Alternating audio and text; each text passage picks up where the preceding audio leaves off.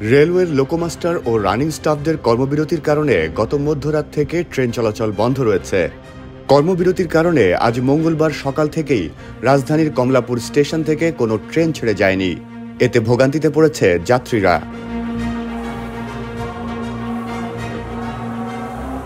মূল বেতনের সঙ্গে রানিং অ্যালাউন্স যোগ করে পেনশন এবং অবসর পরবর্তী সুবিধা দেওয়ার দাবিতে দীর্ঘদিন ধরে আন্দোলন করছেন ট্রেন পরিচালনার সঙ্গে যুক্ত রানিং স্টাফরা।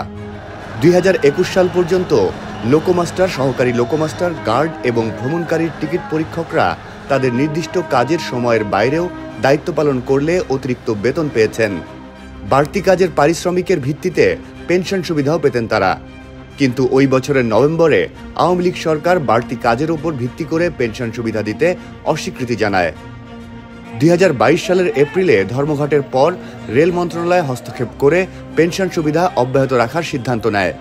তবে কর্মীরা দীর্ঘদিন ধরে 2021 সালের নভেম্বরের আদেশ বাতিলের দাবি জানিয়ে আসছিল।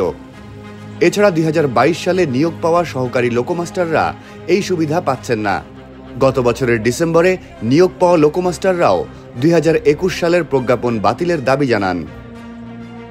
সে সময় রেল কর্তৃপক্ষের আশ্বাসে তারা বিক্ষোভ কর্মসূচি স্থগিত করেন।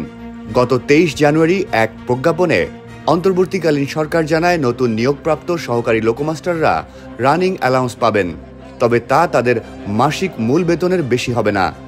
তবে তাদের অবসর পরবর্তী সুবিধা সম্পর্কে কিছু বলা হয়নি। এর প্রতিক্রিয়ায় গত 22 জানুয়ারি চট্টগ্রামে এক সংবাদ সম্মেলনে 28 জানুয়ারি থেকে দেশব্যাপী অনির্দিষ্টকালের জন্য কর্মবিরতি কর্মসূচি ঘোষণা করে সমিতি। যাত্রীবাহী ট্রেনের পাশাপাশি মালবাহী ট্রেনেও কর্মবিরতি পালন করছে বাংলাদেশ রেলওয়ে রানিং স্টাফ ও শ্রমিক কর্মচারী সমিতি।